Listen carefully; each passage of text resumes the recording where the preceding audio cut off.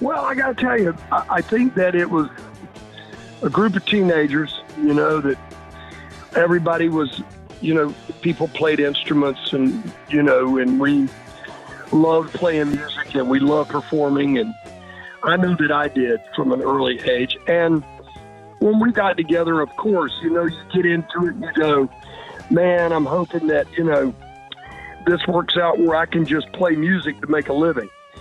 Back then, you never thought of being, rock stars or what it would become or, that whole thing. You just kind of put your best foot forward and said, wow, I want to make a living at doing this. I know for myself, that's what I wanted to do, was be able to pick up my guitar and my amp, walk into a place, set it up, play, and at the end of the night get paid, some kind of chicken feed and, end up walking out. But little did we know, as being a garage band or a band at Hell House or whatever, little did we know what would become. You know what I mean? And here we are now, at this stage of the game. And we just turn around and we look back at it and we go, wow, we went against the odds. We had talented people. And one of the most talented guys, that I had been associated with in all this time, of course, was Ronnie Van Zant. And the guy was just a genius at writing songs, creating, and the band creating it together. And the way he would put things into lyrics and the way he wrote his lyrics was just genius. And it was something everybody could relate to. He wrote about real stuff. And he just had this mindset that I like to say that there are very few songwriters that can do this. They're like an artist sitting down at an easel. They sit down and they write lyrics, and their lyrics that they write actually paint a picture for you in your mind. And when you get somebody like that, that's that talented, that can do that, you're tagging onto something pretty special.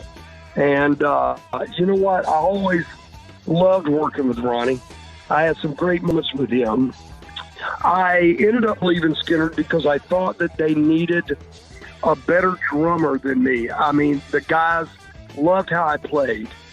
They loved that I had this real soulful, down-to-earth feel to my drumming, which fit them. But I felt they needed somebody a little bit more powerful, with a lot more stamina.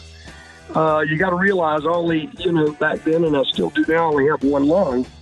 And I got I got a respiratory illness that's is kind of a generic form of cystic fibrosis. And so back then, I knew they needed somebody of a better caliber. You know what I mean? And I opted out, and Ronnie said he understood. I stayed in touch with the guys. And when they made it, when their first record came out and they made it, I was happy for them, And Sure. I remember my granddaddy, I was raised with my grandparents. So when I say pop or dad or mom or whatever, really was my grandparents.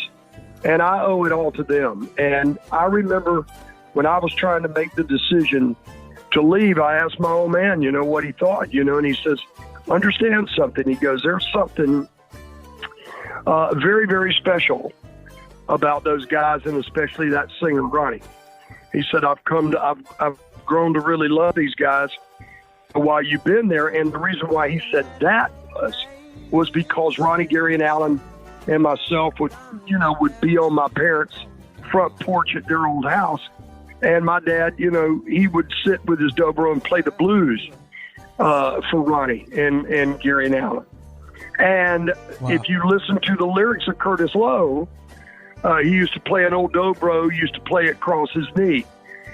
Ronnie took the inspiration of my granddad and created, along with another old blues player, he created what you are now hearing as Curtis Lowe.